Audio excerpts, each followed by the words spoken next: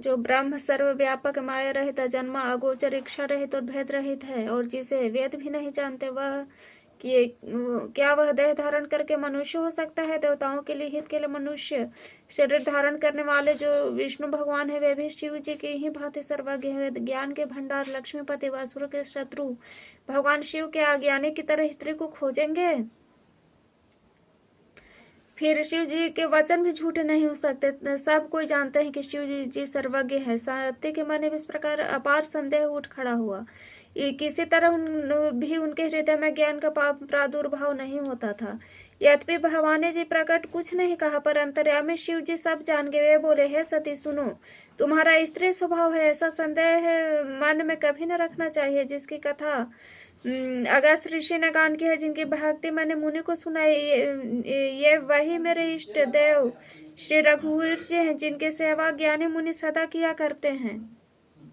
ज्ञानी मुनि योगी और सिद्ध निरंतर की निर्मल चित्त से जिनका ध्यान करते हैं तथा वेद पुराण और शास्त्र नेति नेति कर जिनकी कीर्ति करते हैं, वही सर्वव्यापक समस्त ब्रह्मांडों के स्वामी मायापति नित्य परम स्वरूप ब्रह्म रूप भगवान श्री रामचंद्र जी ने अपने भक्तों के हित के लिए रघुकुल के मणि रूप में अवतार लिया है। यद्यपि शिव जी ने बहुत बार समझाए, फिर भी सती जी के हृदय में उनका उपदेश नहीं बैठा।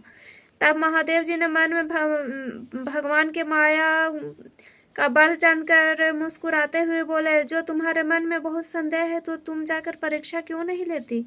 जब तक तुम मेरे पास लौट आओगी तब तक मैं इसी बड़ की छांव में बैठता हूँ। इस प्रकार तुम्हारा यह अज्ञान जनित भारी भ्रम दूर हो। विवेकी के द्वारा सोच समझ कर तुम वही करना। शिव जी के आज्ञा पाकर सती चली मन में सोचने लगी, भाई क्या करूं मैं, कैसे परीक्षा लूं? इधर शिव जी के मन में ऐसा अनुमान किया कि दक्ष कन्या सती का कल्याण नहीं है। जब मेरे समझाने से भी संदेह दूर नहीं होता, तब मालूम होता है विधाता ही उल्टे हैं। अब सती का कुशल नहीं है। जो कुछ राम ने रचा है वही होगा। इस तर्क करके कौन शाखा बढ़ावे? मन में ऐसा कहकर शिव जी भगवान श्री हरि का नाम जपने लगे और सती जी वहां गए जहां सुख के धाम प्रभु श्री रामचंद्र जी थे। सती बार बार मन में विचार करके सीता जी का रूप धारण करके उस मार्ग की ओर आगे बढ़ चले जिससे सती के विचार अनुसार मनुष्य के राजा रामचंद्र जी आ रहे थे। सती जी के बनावटी भेष को देखकर लक्ष्मण जी चकित हो गए। उनके हृदय में बड़ा भ्रम हो गया, बहुत गंभीर हो गए, कुछ नहीं कह नहीं सके। धीर बुद्धि लक्ष्मण प्रभु श्री रघुनाथ जी के प्रभाव को जानते थे। सब कुछ देखने वाले, सबके हृदय जानने वाले देवताओं के स्वामी रामचंद्र जी सती के कपट को जान गए, और जिनके स्मरण मात्र से ज्ञान का नाश होता है वही सर्वस्त्र भगवान श्री रामचंद्र जी हैं। स्त्री स्वभाव का असर तो देखो कि वहां उस सर्वज्ञ भगवान के सामने भी सती का छिपाव करना चाहती हैं। अपने माया के बल में को हृदय में बखान कर श्री रामचंद्र जी हंसकर कोमल वाणी से बोले। पहले प्रभु ने हाथ जोड़कर सती को प्रणाम किया, फिर पिता सहित अपना नाम बताया, फिर कहा, वृष के तू शिव जी कहाँ है? आप यहाँ वन में अकेले किस लिए फिर रही हैं? श्री रामचंद्र जी के कोमल और रहस्यमय वचन सुनकर सती जी को बड़ा संकोच हुआ। वे डरती हुई चुपचाप शिव जी के पास चली। उनके हृदय में बड़ी चिंता हो गई फिर कि मैंने शंकर जी का कहना न माना, अपने अज्ञान और श्री रामचंद्र जी पर आरोप किया। अब जाकर मैं शिव जी को क्या उत्तर दूंगी? सती जी के हृदय में अत्यंत भयानक जलन पैदा होगी। श्री रामचंद्र जी ने जान लिया कि सती जी को दुख हुआ, तब उन्होंने अपना कुछ प्रभाव प्रकट करके उन्हें दिखलाया।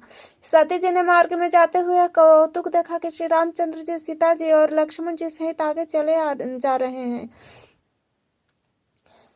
इस अवसर पर सीता जी को इसलिए दिखाया गया कि सती श्री रामचंद्र जी के सच्चिदानंद घन रूप को देखे, वियोग और दुख की कल्पना जो उन्हें हुई थी वह दूर हो जाए तथा वे प्राकृतिस्थ हो। तब उन्होंने पीछे की ओर फिर देखा तो वहां भी भाई लक्ष्मण जी और सीता जी के साथ श्री रामचंद्र सुंदर वेश में दिखाई दिए। ये जिधर देखते उधर ही प्रभु श्री रामचंद्र जी विराजमान है और चतुर सिद्ध मुनीश्वर उनकी सेवा कर रहे हैं। सती जी ने अनेक शिव ब्रह्मा विष्णु देखे जो एक से एक बढ़कर असीम प्रभाव वाले थे।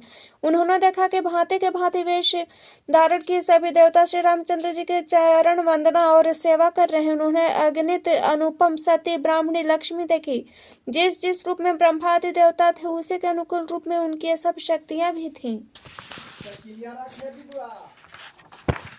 सती जी ने जहाँ तहाँ जितने रघुनाथ जी देखे शक्ति सहित वहाँ उतने ही सारे देवताओं को भी देखा। संसार में चराचर जीव वे भी अनेक प्रकार से सब थे।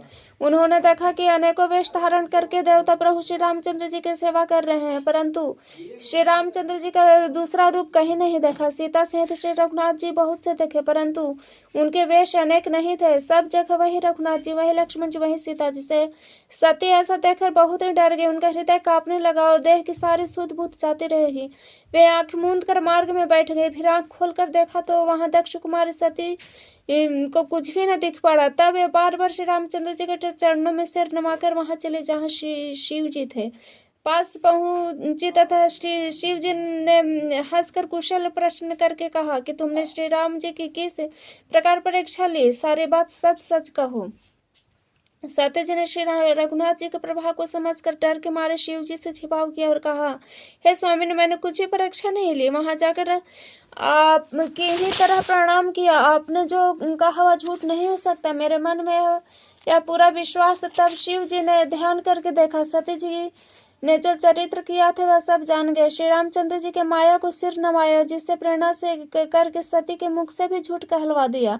सुजान शिव जी ने मन में विचार किया कि हरि की इच्छा रूपी भावी प्रबल है। सती जी ने सीता जी का वेश धारण किया। यह जानकर शिव जी के हृदय में बड़ा विषाद हुआ।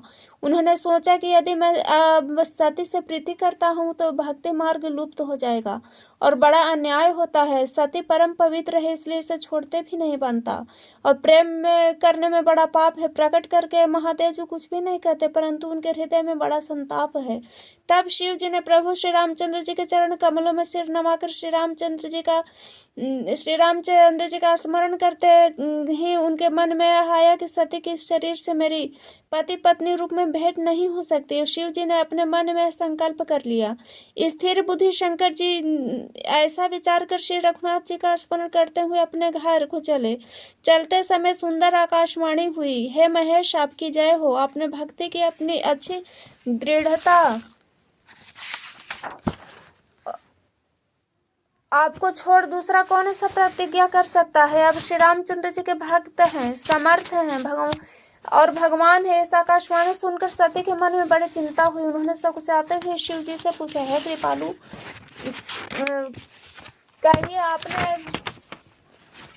कहिए आपने ऐसा कौन सी प्रतिज्ञा की है। प्रभु, आप सत्य के धाम दीन बंधु हैं। यद्यपि सती जी ने बहुत प्रकार से पूछा, परंतु त्रिपुरारी शिव जी ने कुछ न कहा। सती के हृदय में अनुमान किया कि सर्वज्ञ शिव जी सब जान गए हैं। मैंने शिव जी से कपट किया। स्त्री स्वभाव से ही मूर्ख और समझ होती है। प्रीति की सुंदर रीति देखिए, जल भी दूध के साथ मिलकर दूध के समान भाव बिकता है, परंतु फिर कपट रूपी खटाई पड़ते ही पानी अलग हो जाता है और स्वाद जाता रहता है। अपनी करनी को याद करके सती के हृदय में इतना सोच है कि इतनी अपार चिंता है कि जिसका वर्णन नहीं किया जा सकता। शिव जी कृपा करके परम अथाह सागर है, इसमें प्रकट में उन्होंने मेरा अपराध नहीं कहा। शिव जी का रुख देकर सती जी ने जान लिया कि स्वामी जी ने मेरा त्याग कर दिया है। वे हृदय में व्याकुल हो उठी। अपना पाप समझकर कुछ कहते नहीं बनता, परंतु हृदय भीतर ही भीतर कुम्हार के आवे के समान अत्यंत जलने लगा। वृक्ष के तो शिव जी ने सती को चिंता युक्त जानकर उन्हें सुख देने के लिए सुंदर कथाएं कही। इस प्रकार मार्ग में विविध प्रकार के इतिहास को कहते हुए विश्वनाथ कैलाश जा पहुंचे। वहां शिव जी अपनी प्रतिज्ञा को याद करके बड़ के पेड़ के नीचे पद्मासन लगाकर बैठ गए। शिव जी ने अपना स्वाभाविक रूप संभाला और उनकी अखंड अपार समाधि लग गई।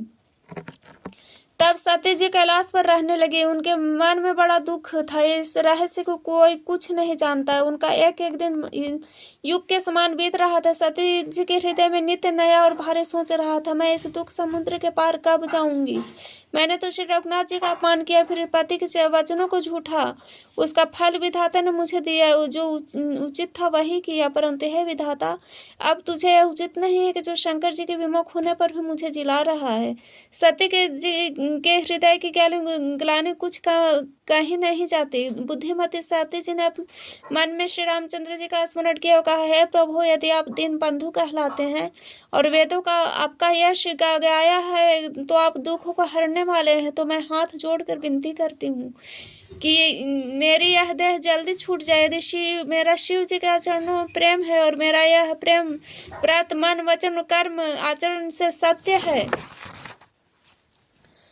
तो है स्वदर्शी प्रभु सुनिए, शीघ्र यह उपाय कीजिए कि जिससे मेरा मरण हो और बिना ही परिश्रम यह पति परित्याग रूप या विपत्ति दूर हो जाए।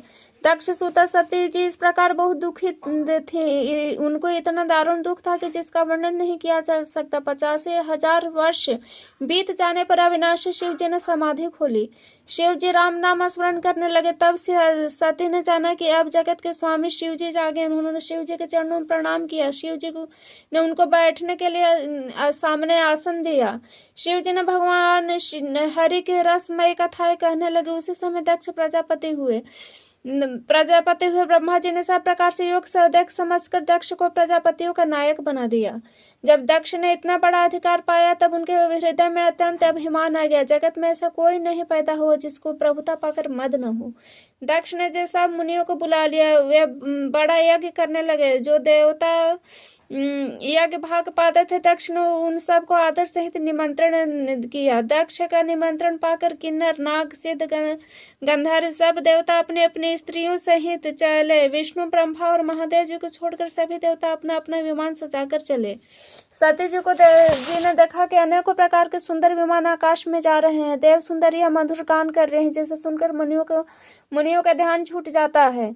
सती जी ने पूछा, विमानों को देवताओं के जाने के कारण पूछा। तब शिव जी ने सब बातें बतलाई। पिता की यज्ञ की बात सुनकर सती कुछ प्रसन्न हुई। सोचने लगी, यदि महादेव जी मुझे आज्ञा दें तो इसी बहाने कुछ दिन अपने पिता के घर जाकर रहूं, क्योंकि उनके हृदय में पति द्वारा त्यागी जाने का बड़े भारी दुख था, पर अपना अपराध समझ कर वे कुछ कहती न थी।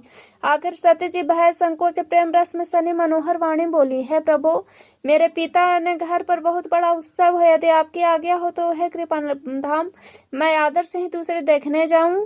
शिव जी ने कहा, तुमने तो बात तो अच्छी कही है, मेरे मन को भी पसंद है, पर उन्होंने न्योता नहीं भेजा, अनुचित है। दक्ष ने अपनी सभी लड़कियों को बुलाया, किंतु हमारे वैर के कारण उन्होंने तुमको नहीं बुलावा भेजा। एक बार ब्रह्मा की सभा में हमसे प्रसन्न हो गए थे, उसी से वे भी हमारा अपमान करते हैं। हे भवानी, जो तुम बिना बुलाए जाओगी तो शील स्नेह ही रहेगा, न मर्यादा ही रहेगी। यद्यपि इसमें संदेह नहीं है कि मित्र, स्वामी, पिता, गुरु के घर बिना बुलाए भी जाना चाहिए, तो भी जहाँ कोई विरोध मानता हो उसके घर जाने से कल्याण नहीं होता। शिव जी ने बहुत प्रकार से समझाया, पर होनहार वर्ष सती के हृदय में बोध नहीं हुआ। फिर शिव जी ने कहा कि यदि बिना बुलाए जाओगी तो हमारे समझ में अच्छी बात न होगी। शिव जी ने बहुत प्रकार से कहकर देख लिया, परंतु जब सती किसी प्रकार भी न रुकी, तब शिव त्रिपुरारी महादेव जी ने अपने मुख्य गणों के साथ देकर उनको विदा कर दिया। भवानी जब पिता के घर पहुंची तो दक्ष के डर के मारे किसी ने उनकी आवभगत नहीं की। केवल एक माता भले ही आदर से मिली, बहनें बहुत मुस्कुराती हुई मिली। दक्ष ने तो उसकी कुछ कुशल तक न पूछी। सती को देखकर उल्टे उनके सारे अंग जल उठे। तब सती ने जाकर यज्ञ देखा तो वहां कहीं शिव जी का भाग दिखाई नहीं दिया। तब शिव जी ने जो कहा था अब उनके समझ में आया। स्वामी का अपमान समझकर सती का हृदय जल उठा। पिछला पति परित्याग का दुख उनके हृदय में उतना नहीं व्यापा था जितना महान दुख इस समय पति अपमान के कारण हुआ। यद्यपि जगत में अनेक प्रकार के दारुण दुख है, तथापि जाति अपमान सबसे बढ़कर कठिन यह समझकर सती को बड़ा क्रोध आया। माता ने उन्हें बहुत प्रकार से समझा बुझाया, परंतु उनसे शिव जी का अपमान सहा नहीं किया। उनके हृदय में कुछ भी प्रबोध नहीं तब वे सारे सभा को हठ पूर्वक डांटकर क्रोध भरे वचन बोली, है सभासदों, सब मुनीश्वरों सुनो, जिन लोगों ने यहाँ शिव जी की निंदा या सुनी है वे सब को उनका फल तुरंत ही मिलेगा। मेरे पिता दक्ष भी भली भांति पछताएंगे। जहाँ संत शिव जी और लक्ष्मीपति विष्णु भगवान की निंदा सुनी जाए वहां ऐसी मर्यादा है कि यदि अपना वश चले तो उस निंदा करने वाले की जीभ काट ले, नहीं तो कान मूंद कर वहां से भाग जाएं। त्रिपुर दैत्य को मारने वाले भगवान महेश्वर संपूर्ण जगत के आत्मा है। वे जगत पिता और सबका हित करने वाले हैं। मेरा बंद बुद्धि पिता उसकी निंदा करता है और मेरा यह शरीर दक्ष ही के वीर से उत्पन्न है। इसलिए चंद्रमा को ललाट पर धारण करने वाले वृषभ केतु शिव जी को हृदय में धारण